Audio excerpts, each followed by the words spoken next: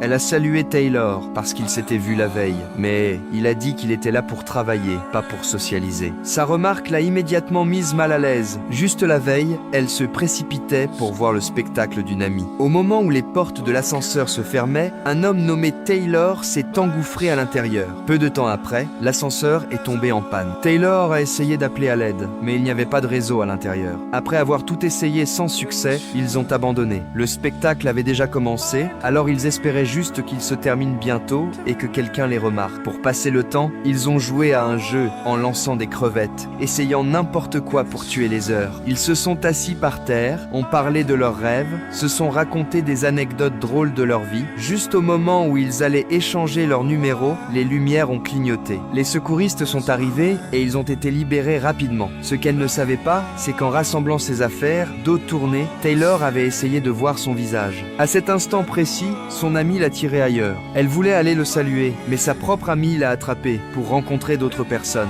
Quand Taylor s'est retournée, elle était déjà partie. Elle ignorait qu'il n'avait en fait jamais vu son visage. Le lendemain, un nouveau médecin a commencé à l'hôpital. Dès qu'elle l'a vu, elle a immédiatement reconnu Taylor. Mais après qu'elle se fut présentée, il l'a regardée comme une parfaite inconnue. Ça a piqué. Elle l'a retrouvée plus tard en privé, essayant de lui expliquer ce qui s'était passé la veille. Mais il l'a éconduite, pensant qu'elle le draguait, et lui a dit de partir. Rentrée chez elle, elle s'est confiée à une amie. Peut-être que Taylor n'était tout simplement pas intéressée, mais honnêtement, elle s'en fichait désormais. Son attitude l'avait contrariée. À midi, ils se sont croisés près du camion de nourriture devant l'hôpital. Taylor s'est excusé pour son impolitesse. Il a dit qu'il voulait juste se concentrer sur son travail et qu'il aimait déjà quelqu'un. Son cœur s'est un peu serré. Elle a renoncé à lui dire qu'elle était celle qui était restée coincée avec lui dans l'ascenseur. Ce qu'elle ne savait pas, c'est que la personne qu'il aimait, c'était elle. La sélection de l'infirmière en chef approchait. En tant que candidate de premier plan, elle est devenue une cible. L'infirmière en chef actuelle lui donnait les patients les plus difficiles et déformait la vérité pour ruiner sa réputation devant les superviseurs.